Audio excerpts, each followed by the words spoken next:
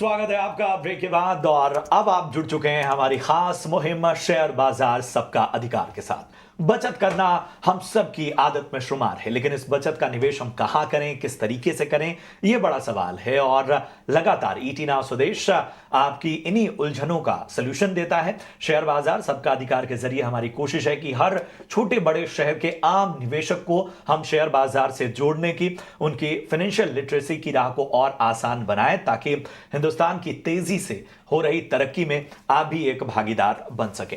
तो हमारे साथ दोनों बेहद खास मेहमान जुड़े हैं आपकी तमाम उलझनों का सलूशन निकालने के लिए। जेएम फाइनेंशियल्स के तेजस शाह और एसएमसी ग्लोबल के सौरभ जैन साहब हमारे साथ लगातार बने हुए हैं। और इस बीच हमारे साथ पहले कॉलर भी जुड़ गए हैं। अजय हमारे साथ हैं चंडीगढ़ से। Ajay ji, good morning. बताइए किस स्टॉक पे आपका सवाल है? Good morning sir. मेरा सवाल सर दो शेयर्स पे है, एक पीएनबी है, एसएसडीएल दूसरा है। पीएनबी के मेरे पास 4100 शेयर्स हैं और बाइंग प्राइस है 136। ठीक है। और सर सेकंड है एसएसडीएल, जिनके शेयर्स हैं एसएसडीएल की सीएसडीएल? एसएसडीएल। अच्छा, सॉरी, हम शायद ये हमारे डेटाबेस में नहीं होगा, तो हम केवल पीएनबी पे आपको राय दे पाएंगे। पीएनबी का एक बार लेवल्स आपको बता देते हैं। 136 आपकी खरीद रेट है और 4100 शेयर आपने लिया ना? Right sir. ठीक है, ठीक है। अच्छा खासा नुकसान, क्योंकि बहुत ही ऊपरी स्तरों पर जो रैली पीएनबी ने देखी थी, वो उस रैली में आपने एंट्री करने की कोशिश की। सौरभ, मैं आपके पास आना चाहूंगा। पीएनबी पे जरा राय दीजिए। 136 रुपए की इनकी खरीदारी हुई है और अच्छा खासा नुकसान यहां पर झेलते हुए, क्योंकि 4100 शेयर इन्होंने खरीदे हुए हैं। देखिए, पीएसयू बैंक्स एज सच अच्छा लग रहा है बास्केट। इन्होंने ऊपर के स्तर पे जरूर लिए है। अगर आप देखें तो पीएसयू बैंक्स में ओवरऑल एक ही सेलिंग देखने को मिला है। सारे पीएसयू बैंक्स तकरीबन ऊपर से 15-20% करेक्ट हो चुके हैं, छोटे मझोले बैंक। बैलेंस शीट की बात करें तो पीएनबी ने मैनेजमेंट ने काफी मेहनत की है पिछले 2-3 सालों में। बैलेंस शीट अब पहले से काफी बेहतर है, एनपीए भी कंट्रोल में है और रिकवरीज की भी बात कर रहा है बैंक। यहाँ पर अगर ये 2 से 3 साल का व्यू रखेंगे तो मैं समझता हूँ उनके लिए बेहतर रहेगा, क्योंकि अभी समय लग सकता है वापस चाल आने के लिए। तो बैंक ठीक है, आप बने रह सकते हैं। बिल्कुल, तो बैंक ठीक है, बने रहने की सलाह पंजाब नेशनल बैंक पर। आगे बढ़ते हैं। सहदेव यादव हमारे साथ अब फोन लाइन पर जुड़ चुके हैं। सहदेव जी, गुड मॉर्निंग। बताएं कौन से स्टॉक पर राय लेना चाहेंगे? जी गुड मॉर्निंग मैम। हमारा कोचिंग शिपयार्ड पे 1 साल का नजरिया है। ठीक है। तो 2750 के प्राइस पे हमने खरीदा था। ओके, ठीक है। 1 साल का नजरिया है तो फंडामेंटल व्यू ले लेते हैं। सौरभ, आपसे पूछना चाहूंगी, क्या राय बनेगी कोचिन शिपयार्ड पर? देखिए, कंपनी काफी अच्छी है, ऑर्डर बुक बहुत अच्छी है, लेकिन वही बात है, पीएसयू और डिफेंस क्षेत्र में वैल्यूएशंस बहुत ज्यादा है। मैं सलाह दूंगा आपको कि आप जिस तरह से अभी थोड़ा करेक्शन अभी आप देख चुके हैं, काफी सारे स्टॉक्स में आया है 20 से 25% तकरीबन। और बाजार भी मुझे लगता है कि अगर थोड़ा ज्यादा नरम होगा तो यहाँ पर इसमें और भी करेक्शन बढ़ सकता है। तो अपनी बाइंग जो आप करना चाहते हैं उसको 5 हिस्सों में बांट लीजिए और धीरे धीरे करेक्शंस पे इकट्ठा कीजिए। ऑलराइट, चलिए, यूट्यूब के हमारे एक दर्शक हैं रोमी शर्मा, और कोचिन शिपयार्ड पे इन्होंने खरीदारी कर रखी है। चलिए, माफ़ कीजिएगा, ये वही सवाल है जिस पर हम अभी बात कर रहे थे। ओके, मीना अरोरा का सवाल बहुत इंटरेस्टिंग है। इन्होंने जो है 5 लाख रुपए लगाने हैं शेयर बाज़ार में, और ऐसे में ये स्टॉक्स जानना चाहती हैं जहां पर चरणबद्ध तरीके से जो है ये इन्वेस्टमेंट कर पाएँ। तेजस, आपसे एक रणनीति चाहेंगे। 5 लाख रुपए इन्हें इन्वेस्ट करने। इन्होंने अपना व्यू हमें हालांकि नहीं दे रखा है कि कितने समय के लिए इन्वेस्ट करना चाहती हैं। तो मेरे हिसाब से ये 5 स्टॉक्स में इन्वेस्ट कर सकते हैं, थोड़ा डाइवर्सिफाई करके फ्रॉम डिफरेंट सेक्टर्स। और मैं क्योंकि मार्केट एक एलिवेटेड लेवल पे है 25,400 के करीबन, तो मैं लार्ज कैप को ही प्रेफर करूंगा। तो मैं 5 स्टॉक सजेस्ट करूंगा। करंट भाव पे यहाँ डिप में वो खरीदारी कर सकते हैं। पहला स्टॉक है टीसीएस का चार्ट स्ट्रक्चर काफी अच्छा है। और सेकेंड स्टॉक रहेगा एचडीएफसी बैंक। बैंकिंग में मैं जैसे मैंने बताया कि बैंकिंग एज अ सेक्टर हमें अच्छा लग रहा है और आने वाले दिनों में आउट परफॉर्मेंस दिखा सकता है, तो एचडीएफसी बैंक हमारा सेकेंड पिक रहेगा। इसके अलावा जो स्टॉक्स मुझे अच्छे लग रहे हैं फ्रॉम मेटल सेक्टर वो है वेदांता। वेदांता तक का भी चार्ट स्ट्रक्चर बहुत बढ़िया है। तो ये इंडिविजुअली 1 लाख ये सब 5 स्टॉक में डाल सकते हैं। एनबीएफसी स्पेस में से मुझे लग रहा है कि बजाज फाइनेंस भी आने वाले दिनों में अच्छा कर सकता है। और जो और एक स्टॉक में बताना चाहूंगा वो है डिवीज लैब। डिवीज लैब ने भी वीकली चार्ट पे एक मल्टी ईयर ब्रेकआउट दिया है। तो ये पांचों स्टॉक्स में वो 1 लाख रुपीस डाल सकते हैं, या तो करंट भाव पे 50% डिप्लॉय कर सकते हैं, और अगर कोई करेक्शन आता है तो उसमें और 50% डिप्लॉय करके अपना इन्वेस्ट कर सकते हैं लॉन्ग टर्म के हिसाब से। ठीक है, तो ये एक खास रणनीति लेवल्स का विशेष रूप से ध्यान दीजिए। यूट्यूब पर लगातार सवाल आ रहे हैं, वो भी शामिल करते हैं। नरेश गोकलानी का सवाल हमारे पास आया है, वोडाफोन आइडिया पर राय जानना चाहते हैं। 16.5 रुपए के आसपास इन्होंने खरीदारी की हुई है। 13,300 शेयर इनके पास हैं। हालांकि इन्होंने नजरिया तो नहीं बताया है, सीधा पूछ रहे हैं कि सेल करना चाहिए या बने रहना चाहिए। सौरभ, मैं आपके पास आना चाहता हूं। 16.5 रुपए की खरीदारी है इनकी, और पिछले हफ्ते जो ब्रोकरेज की रिपोर्ट थी उसकी वजह से हमने देखा कि एक अच्छा खासा दबाव जो है वोडा आइडिया पे नजर आया। इनको बताइए क्या करना चाहिए। 13,300 शेयर इनके पास है। देखिए, कई महीनों से हम लगातार देख रहे हैं कि कंपनी अपने सब्सक्राइबर बेस खो रही है। इंडस्ट्री के अंदर सबसे लोअर एवरेज आरपू इस कंपनी के हैं। अभी 20% तारीफ बढ़ने के बाद हो सकता है थोड़ा सा ब्रीदिंग स्पेस कंपनी को मिले, लेकिन मैं समझता हूँ अभी दिल्ली दूर है कंपनी के लिए। बैलेंस शीट एकदम लाल है, काफी रुपया देना है लेंडर्स का इन्होंने। और मुझे लगता है टेलीकॉम को अगर आप प्ले करना चाहते हैं तो भारतीय एयरटेल बेहतर प्रॉक्सी है। मैं समझता हूँ कि काफी सारी चीजों ये जो प्राइस है ये काफी ज्यादा ओवर प्राइस मुझे लगता है। यहाँ से निकल जाना ही आपके लिए बेहतर रहेगा। बिल्कुल, तो वोडाफोन आइडिया पर निकल जाने की सलाह। आगे बढ़ते हैं। करण सिंह ने व्हाट्सएप पर एक सवाल भेजा है एचईजी पर, जहां पर उनके पास 100 शेयर है, 2040 रुपए के दाम पर खरीदे हैं। सौरभ, फंडामेंटल्स पर देखें तो स्टील डीकार्बनाइजेशन थीम का ये एक बड़ा प्लेयर है, जिसके चलते ग्लोबली कंपनी को कई सारे ऑर्डर्स मिले हैं। HEG, graphite India same industry के हैं। एचईजी पर इनका सवाल है, 2040 रुपए प्रति शेयर के दाम पर खरीदा है। क्या राय रहेगी फंडामेंटल्स पर? देखिए, मैं समझता हूँ कि इंडस्ट्री यहाँ पर अच्छे रूप में चल रही है। स्टील कंपनियां भी यहाँ पर डोमेस्टिकली तो काफी अच्छा कर रही हैं। और यूजुअली क्या होता है, second half of the year में जो साइकिल होती है वो इंडस्ट्री की वो थोड़ी और बेहतर चलती है। मेजर प्लेयर है ये इलेक्ट्रॉड्स में। मैं समझता हूँ कि आपको यहाँ पर और 2-3 क्वार्टर के लिए तो जरूर बने रहना चाहिए। 2-3 क्वार्टर्स के लिए एचईजी यहाँ पर आपको बने रहने की सलाह सौरभ की तरफ से आ रही है। अगले दर्शक हमारे साथ फोन लाइन पे हैं, वडोदरा से समीर। नमस्कार। नमस्कार जी। बताइए समीर साहब, किस स्टॉक पे पूछना चाहते हैं? मेरा सवाल है आईईएक्स के बारे में। ओके। मेरी परचेज प्राइस है 213 रुपया 90 पैसे, 100 क्वांटिटी है। ओके। इसके बारे में मुझे 3 से 6 महीने का और लॉन्ग टर्म 1 से 2 साल का व्यू चाहिए। चलिए, 6 महीना पहला और उसके बाद आपको एक लॉन्ग टर्म व्यू भी चाहिए। ठीक है तेजस, एक नियर टर्म आउटलुक आप ही से पूछना चाहेंगे। 6 महीने में हमने बहुत ही बढ़िया रनअप स्टॉक में आता हुआ देखा है। 59.6% के आसपास पिछले 6 महीने में ऊपर गया। पिछले 1 महीने का भी अगर हम देखें तो क्लोज टू 12% के आसपास इजाफा हुआ है कीमतों में। अभी बताइएगा कि इस तरह के मोमेंटम में हम इनके बाइंग लेवल्स को अगर देखें तो काफ़ी अट्रैक्टिव हैं, लेकिन 3 से 6 महीने का समय और दिया जा सकता है। तो देखिए, आईईएक्स की बात करें तो चार्ट स्ट्रक्चर काफी बेहतरीन है, और स्टॉक जो है अपनी 20 डे और 50 डे एक्सपोनेंशियल मूविंग एवरेज के ऊपर कंसिस्टेंटली ट्रेड कर रहा है, एक राइजिंग चैनल में ट्रेड कर रहा है। तो इनका अगर नजरिया 3 से 6 महीने का है तो मुझे लग रहा है ये स्टॉक ऊपर में 240 से लेके 250 तक जा सकता है, और ये स्टॉक में बने रह सकते हैं। थोड़ा इनको एक पोजिशनल व्यू लेना पड़ेगा और स्टॉप लॉस थोड़ा डीप रखना पड़ेगा। अगर कोई करेक्शन आता है तो ऐड भी कर सकते हैं विद स्टॉप लॉस बिलो 195, और टारगेट रहेगा 240 से लेके 250 तक का। तो ये है राय आईएक्स पर आपको आती हुई। आगे के लक्ष्य भी आपको तेजस ने बता दिए। के अग्रवाल साहब हमारे साथ इस वक्त जुड़े हुए हैं गाजियाबाद उत्तर प्रदेश से। अग्रवाल साहब, गुड मॉर्निंग। पूछिए किस स्टॉक पे आपका सवाल है। हाँ बोलो सर, ये मैंने इसमें व्हाट्सएप पे भेजे हुए 3। अच्छा, एक तो आपका एंजल 1 है जो मैं देख पा रहा हूँ, ठीक है, और दूसरा स्टॉक आपका गार्डन रीच है, और तीसरा स्टॉक आपका HAL है, ठीक है? HAL है। हाँ ये कैपिटल। ठीक है। एक बार मैं लेवल्स भी बता देता हूँ। एंजल वन आपने 2700 के भाव पे लिया हुआ है। ये गार्डन रीच आपने 2365 रुपए के स्तर पे लिया हुआ है और HAL आपने लगभग 5000 के स्तर पे लिया हुआ है। 4998 की खरीद है आपकी। ठीक है, ठीक है। हमें बताइए नजरिया लॉन्ग टर्म का है आपका?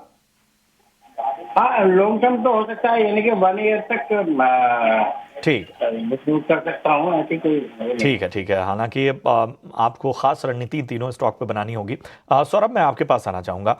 एंजल वन 2700 की खरीद, गार्डन रीच 2365 की खरीद और HAL लगभग 5000 के स्तर पे इन्होंने खरीदारी की हुई है और कमोबेश हर स्टॉक में नुकसान झेलते हुए 1 साल और दे सकते हैं इन तीनों स्टॉक को। बताइए क्या आपकी रणनीति होगी? क्या कहीं से एग्जिट करना भी मुनासिब होगा?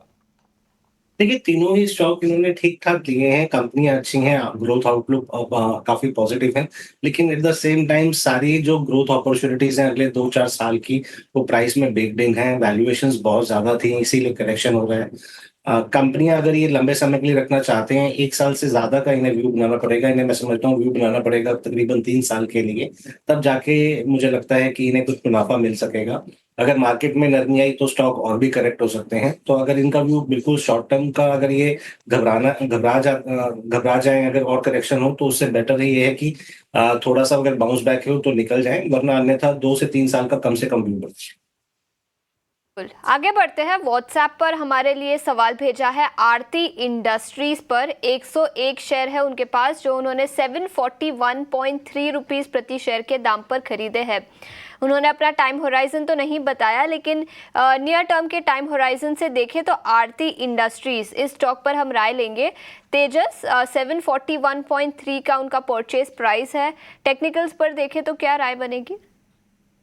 मेरे हिसाब से टेक्निकली स्टॉक वीक है, लेकिन लॉन्ग टर्म सपोर्ट के करीबन आ रहा है। 550 का एक इसका लॉन्ग टर्म सपोर्ट है, तो ये सपोर्ट का स्टॉप लॉस लगा के रुक सकते हैं। बट यहाँ से अगर कोई उछाल मिलता है और स्टॉक अगर इनको 610 से लेके 625 के बीच में मिलता है, तो मेरे हिसाब से स्टॉक में से एग्जिट करना चाहिए। चलिए, नोमन गाजी का सवाल, इनका सवाल भारतीय एयरटेल को लेकर है और दिलचस्पी इनकी स्टॉक में इस लेवल्स पे खरीदारी करने को लेकर है। सौरभ, क्या रिकमेंडेशन होगी? भारतीय एयरटेल मैं समझता हूँ कंपनी काफी अच्छी लग रही है। प्योर टेलीकॉम प्ले के लिए एकमात्र ये कंपनी है।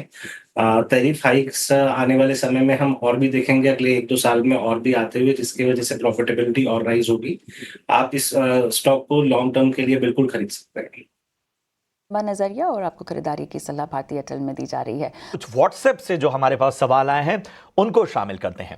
रमेश भारद्वाज साहब का सवाल है चंडीगढ़ से और इन्होंने खरीदारी की हुई है ग्रैन्यूल्स इंडिया पे। 253 के स्तर पे इन्होंने खरीदारी की हुई है और दाद देनी होगी, तारीफ करनी होगी जिन स्तरों पे इन्होंने इस क्वालिटी स्टॉक में एंट्री ली हुई है। और आप देखिए कि उनके अच्छे स्तर पर खरीदारी, पेशेंस का नतीजा यह है कि अच्छा खासा मुनाफा इनको यहां पर होता हुआ, जबकि महज 300 शेयरों की संख्या है, लेकिन अच्छे लेवल पे खरीदारी की वजह से इन्हें फायदा होता हुआ। तेजस ग्रैन्यूल्स इंडिया हमने पिछले हफ्ते भी देखा कि काफ़ी बेहतर जो है वो रैली ग्रैन्यूल्स इंडिया में देखने को मिली हमें। और इन सब के बीच में अगर हम ख़ास तौर पे इनके स्तरों पर देखें तो काफ़ी अच्छा रिवॉर्ड। अब यहाँ से जो आज एक ट्रेंड नज़र आ रहा है, आपको लगता है कि अगर ये और समय देंगे तो और ऊपरी स्तरों पर जा सकता है या थोड़ी बहुत प्रॉफिट टेकिंग कर लेनी चाहिए? स्टॉक में 50% प्रॉफिट बुक कर लेना चाहिए, क्योंकि स्टॉक में हमने एक थोड़ी गिरावट देखी थी थर्सडे के सेशन में। और रिमेनिंग जो पोजीशन है उसमें एक ट्रेलिंग स्टॉप लॉस लगा सकते हैं। 495 का एक ट्रेलिंग स्टॉप लॉस रहेगा। और यहाँ से अगर कोई पुल बैक रैली आती है तो मुझे लग रहा है स्टॉक जो है करीबन 615 से लेके 620 के करीबन रेज करेगा, तो वो उनका लक्ष्य रहना चाहिए रिमेनिंग 50% पोजीशन के लिए। तो 50% करंट भाव पे बुक कर सकते हो और रिमेनिंग जो पोजीशन है 50% वो 495 के ट्रेलिंग स्टॉप लॉस से होल्ड कर सकते हैं। लक्ष्य रहेगा 615 से लेके 620 तक का। तो 615 से 620 तक का लक्ष्य ग्रैन्यूल्स इंडिया पर। याद रखें पिछले हफ्ते यूएस एफडीए के एक्शन के चलते भारी 10 से 12% की गिरावट दिखी थी। थोड़ा सा रिबाउंड स्टॉक में उसके बाद दिखा है। आगे बढ़ते हैं और अब कन्हैया लाल ने सवाल भेजा है व्हाट्सएप पर जियो फाइनेंशियल्स पर। नई पोजीशंस लेनी है उन्हें इस स्टॉक पर, तो जानना चाहते हैं कि क्या नई पोजीशंस लेने के लिए ये सही टाइम है। सौरभ आपसे ही पूछूंगी, फंडामेंटल्स पर देखें तो जियो फाइनेंशियल्स कुछ समय पहले लिस्ट हुआ था, क्या राय रहेगी स्टॉक पर? क्या नए पोजीशंस अभी लिए जा सकते हैं? देखिए, कहना पाना मेरे लिए मुश्किल होगा कि इन लेवल्स पे लेना ठीक है या नहीं ठीक है, लेकिन रिलायंस समूह की ये कंपनी है।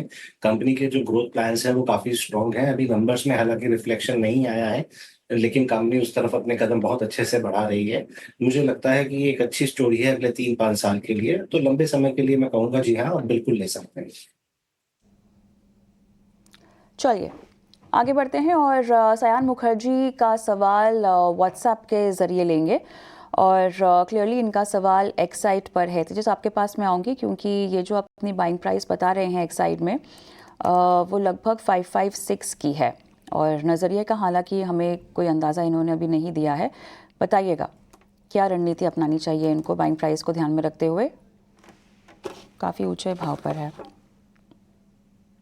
तेजस। चलिए मेरे ख्याल से कुछ ब्रॉडबैंड इशू आ रहे हैं, आपके पास आऊंगी मैं सौरभ। देखिए, कंपनी काफी अच्छी लगती है मुझे। ओईएम और आफ्टर मार्केट में कंपनी का काफी अच्छा बिजनेस हो रहा है, ग्रोथ आ रही है। लिथियम आयन की तरफ कंपनी अच्छा प्रोग्रेस कर रही है। मुझे लगता है कि ये एक अच्छा प्ले है एंसिलरी में प्ले करने के लिए, ऑटो सेक्टर को प्ले करने के लिए। अगले 2-3 साल के लिए अगर आप निवेशित रहते हैं तो बहुत अच्छी लगती है। मेरे हिसाब से होल्ड रहेगी। होल्ड करने की सलाह अगले 1-2-3 सालों के लिए एक्साइड इंडस्ट्रीज बेहतर आपको रिवॉर्ड दे सकती है। राहुल शर्मा का सवाल व्हाट्सएप पे आया है हरियाणा से। टाटा स्टील पे इन्होंने खरीदारी की हुई है, 174 के स्तर पे इनकी बाइंग है और यहां पर इनको नुकसान होता हुआ। टाटा स्टील को देखें तो पिछले 5 ट्रेडिंग सेशन में लगभग 2.5% का रिटर्न दिया है। पिछले 1 महीने से बहुत कमाल तो नहीं, लेकिन इस बाजार में एक तरह से स्टेबिलिटी जो रही है वो स्टॉक में नज़र आई है। चूँकि इनकी बाइंग प्राइस जो हम देख रहे हैं वो 174 की है, थोड़ा ही नुकसान यहाँ पर होता हुआ। सौरभ मैं आपके पास ही आना चाहूँगा। टाटा स्टील 174 की बाइंग और हाल फिलहाल जिस तरह के मूव नज़र आए हैं उसे देखते हुए आप क्या रिकमेंडेशन देंगे? जो ग्लोबल आउटलुक है वो थोड़ा नरमी की तरफ इशारा कर रहा है। चाइना से अभी डिमांड बिल्कुल नहीं है। वहीं बाजार ऐसा भी मान रहा है कि ईसीबी ने अभी हाल फिलहाल में रेट काटा था, यूएस भी रेट काटेगा, तो इससे शायद वर्ल्ड इकोनॉमी को थोड़ा सा बूस्ट मिलेगा। डोमेस्टिक मार्केट की बात करें तो हमारी मार्केट तो ठीक चल रही है, लेकिन यूरोपियन ऑपरेशन जो कंपनी के मेजर ऑपरेशन है वहां पर ऐसा लगता है कि शायद थोड़ा सुधार देखने को मिले। वॉलिटिलिटी काफी ज्यादा है ग्लोबल इकोनॉमी में, तो कह पाना बड़ा मुश्किल होगा कि इनको कब इनका रेट वापस आएगा। लेकिन मैं समझता हूँ यहाँ पर आप एवरेज तो बिल्कुल ना करें, लेकिन अगले 1-2 साल के लिए आप निवेशित रहते हैं तो अवश्य पैसा बन सकता है। तो मेरे हिसाब से होल्ड रहे। बिल्कुल होल्ड की सलाह टाटा स्टील पर। आगे बढ़ते हैं, गौरी शंकर अब हमारे साथ फोन लाइन पर जुड़ चुके हैं। गुड मॉर्निंग, बताएं कौन से स्टॉक पर राय लेना चाहेंगे? Good morning. अशोक लेलैंड के ऊपर हमारा राय होना है। ओके, कितने शेयर्स है आपके पास, कौन से दाम पर खरीदे हैं? मेरे पास तो 300 है। ठीक है, कौन से रेट पर खरीदे हैं? 300 190 के ऊपर। ओके, और कितने समय तक होल्ड करना चाहेंगे? 190 के ऊपर। ओके, कितने समय तक आप होल्ड कर सकते हैं? आप जब बोले जब भेजेंगे। ठीक है। सौरभ आपसे पूछना चाहूंगी, अशोक लेलैंड पर राय लेना चाहेंगे। 246 के आसपास स्टॉक है, क्या राय बनेगी इस स्टॉक पर? देखिए, कंपनी काफी अच्छी कमर्शियल व्हीकल में काफी अच्छा कारोबार कर रही है, नई प्रोडक्ट रेंज भी लेके आ रही है। पीछे कंपनी को स्टेट के ऑर्डर्स भी काफी मिले थे। इस साल आचार संहिता के चक्कर में थोड़ा सा स्पेंडिंग कम रहा है, ऑर्डर कम आए हैं, मार्केट में थोड़ा सा कम डिमांड था, लेकिन मैं समझता हूँ second half of the year में ट्रेंड चेंज हो सकता है। कंपनी अच्छी दिखती है मुझे। 190 रुपए की खरीदा, तकरीबन अभी इनको 20-25% का मुनाफा मिल रहा है और मैं समझता हूँ ये क्योंकि जल्दी में नहीं है, अगर 1-2 साल के लिए बने रहते हैं तो यहाँ पर मुनाफा बढ़ सकता है। मेरी सलाह यहाँ होल्ड की रहेगी। सौरभ, यूट्यूब के दर्शक का सवाल लेते हैं। गौरव त्यागी, और इन्होंने एनबीसीसी में खरीदारी कर रखी है। 172 इनकी बाइंग प्राइस है, और ये कह रहे हैं कि ये इसको होल्ड कर सकते हैं 6 महीने तक के लिए। ये 500 स्टॉक्स की इनकी जो है क्वांटिटी है। देखिए, कंपनी अच्छी है, ऑर्डर बुक अच्छी है, लेकिन बहुत ही लो मार्जिन पे कंपनी काम करती है। वैल्यूएशंस यहाँ पर काफी एक्सपेंसिव दिखती है। आपका छोटी अवधि का नजरिया है, तो मैं समझता हूँ कि आपको यहाँ से अगर आप निकल जाएं तो बेहतर होगा। जो क्षेत्र हमें अच्छे लगते हैं वो लगते हैं फार्मा, कंज्यूमर ड्यूरेबल और एफएमसीजी। अगर आप यहाँ से पैसे निकाल के वहां डालें तो ज्यादा मुनासिब रहेगा। तो यहाँ पर आपको बेहतर नज़रिया जो क्षेत्र पसंद आते हैं खासतौर पे सौरभ जी को, वो भी आपको बता दिए गए। चलिए बढ़ते हैं आगे। हमारे साथ देहरादून से प्रवीण जुड़ चुके हैं। नमस्कार, बताइए किस स्टॉक पे आपका सवाल है? Sir good morning. मेरे IRFC के शेयर हैं सर 570, और उसको मैंने 148 पे लिया था सर। चलिए, तो कब तक मैं सर इसको होल्ड कर सकता हूँ? ठीक है, तो आपके पास मतलब ऐसा समय सीमा की कोई दिक्कत नहीं है? जी। ठीक है, चलिए सौरभ, मैं आपके पास आना चाहूँगा। कह सकते हैं बड़ी सेफ बाइंग 148 पे इन्होंने ख़रीदारी की हुई है, और IRFC में पिछले 1 महीने से जो हम एक तरह के साइडवेज एक्शन देख रहे हैं, उसमें कहीं ना कहीं कहना होगा कि एक सेफ बाइंग इनकी है। अब इनके पास चूंकि समय की कोई दिक्कत नहीं है, तो हमें बताइए कि क्या इसमें बने रहना है, या आपको लगता है कि इन लेवल्स पे कहीं और भी इन्वेस्ट किया जाए तो वो ज़्यादा बेहतर होगा?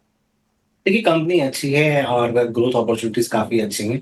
At the same time valuations भी थोड़ा ऊपर की साइड पे है, क्योंकि इनकी लंबी अवधि के लिए इनका पहले से ही मन बना हुआ है। तो मैं समझता हूँ अगर 2-3 साल के लिए रखेंगे तो यहाँ पर अच्छा पैसा बन सकता है। आप होल्ड रहे। बिल्कुल, तो ये राय है IRFC पर। YouTube पर कई सारे दर्शकों ने बजाज हाउसिंग फाइनेंस, जो आज की सबसे बड़ी लिस्टिंग है, उस पर सवाल भेजे हैं। सौरभ, आपसे पूछना चाहूंगी, अगर किसी को अलॉट हुए थे तो उन दर्शकों को क्या करना चाहिए, और अगर किसी को अलॉट नहीं हुए तो क्या नए पोजीशंस लेने की आप राय देंगे इन वैल्यूएशंस पर? कंपनी का जो बिजनेस मॉडल है काफी अच्छा है। इंडस्ट्री ग्रोथ से कंपनी ज्यादा ही दर पर बढ़ रही थी। इंटरेस्ट रेट फ्लक्चुएशन के बावजूद भी कंपनी ने मार्जिन्स अपने मेंटेन किए हुए हैं। साइकिल्स कंपनी ने पुरानी देख रखी हैं। तो मैं समझता हूं कि जिनको अलॉटमेंट हुई है उनके लिए तो ये लॉटरी की तरह साबित हुआ है। और अगर आप अगले लंबा व्यू अगर आप बनाना चाहते हैं, आपका लंबा व्यू है 2 से 3 साल, वेल्थ क्रिएशन करना चाहते हैं, तो आप बिल्कुल बने रहें। यहाँ पर सलाह होल्ड की रही। चलिए, तो यहाँ पर होल्ड की सलाह। मोहब्बत नसीमुल हक का हम सवाल लेते हैं। मेरे ख्याल से ये शो का हमारा आज का आखिरी सवाल होगा। और सौरभ, इन्होंने JK टायर में ख़रीदारी कर रखी है। अपने लेवल्स ये बता रहे हैं 460 के। तो नज़रिया हमें नहीं पता है क्योंकि फ़ोन लाइन पर नहीं है, लेकिन ऑलमोस्ट 1 मंथ के आसपास की इनकी खरीद ये लग रही है। शायद उससे भी पुरानी हो सकती है, बिकॉज स्टॉक इन लेवल्स से नीचे ही लगातार कारोबार करता हुआ दिखाई दे रहा है। बताइएगा। देखिए, कंपनी काफी अच्छी है। हम देख रहे हैं कि जो कार मेकर्स हैं या बस मेकर्स हैं, उनकी जो सेल्स है उन पे थोड़ा प्रेशर देखने को मिल रहा है पिछले 2-3 साल से। शायद इसीलिए टायर कंपनियों पे भी थोड़ा सा प्रेशर देखने को मिल रहा है। यहाँ पर मैं समझता हूँ कि क्रूड नीचे आने की वजह से इनकी कॉस्टिंग में फर्क आया, इनकी रॉ मटेरियल कॉस्ट नीचे जा रही है, जो इनके लिए पॉजिटिव साइन है। दूसरी बात ये कि OEM तकरीबन जितनी भी टायर कंपनी है उनका 25 से 30% ही सेल देते हैं, बाकी आफ्टर मार्केट सेल से आता है। तो वहां पर कंपनी अच्छा कर रही है। कंपनी की प्रोडक्ट रेंज अच्छी है। व्यू आपको यहाँ पर लंबा रखना पड़ेगा और आप बिल्कुल होल्ड रख सकते हैं। तो होल्ड करने की आपको सलाह मिलती हुई। चलिए, इसी के साथ शेयर बाजार सबका अधिकार में हम इतने ही सवालों को शामिल कर पाएंगे, और जिन सवालों को हम शामिल नहीं कर पाए उनसे हम माफ़ी चाहेंगे। समय सीमा होती है, इसलिए उसी दायरे में हमें सवाल लेने होते हैं। चलिए, जाने से पहले सौरभ जी अपना डिस्क्लोजर देते जाएं। जिन भी हमने स्टॉक्स पे बात करी वहां पर मेरी कंपनी और क्लाइंट्स की पोजीशन हो सकती। बहुत बहुत शुक्रिया सौरभ हमसे जुड़ने के लिए और निवेशकों का मार्गदर्शन करने के लिए। हमारे साथ तेजस भी जुड़े, उनका भी बहुत बहुत धन्यवाद, और बाकी एक्सपर्ट्स का भी, और साथ ही दर्शकों का बहुत बहुत शुक्रिया। तो चलिए, शेयर बाजार सबका अधिकार में मुझे, मेरी सहयोगी कविता और इसके साथ ही आशीषा, हम तीनों को दीजिए इजाजत।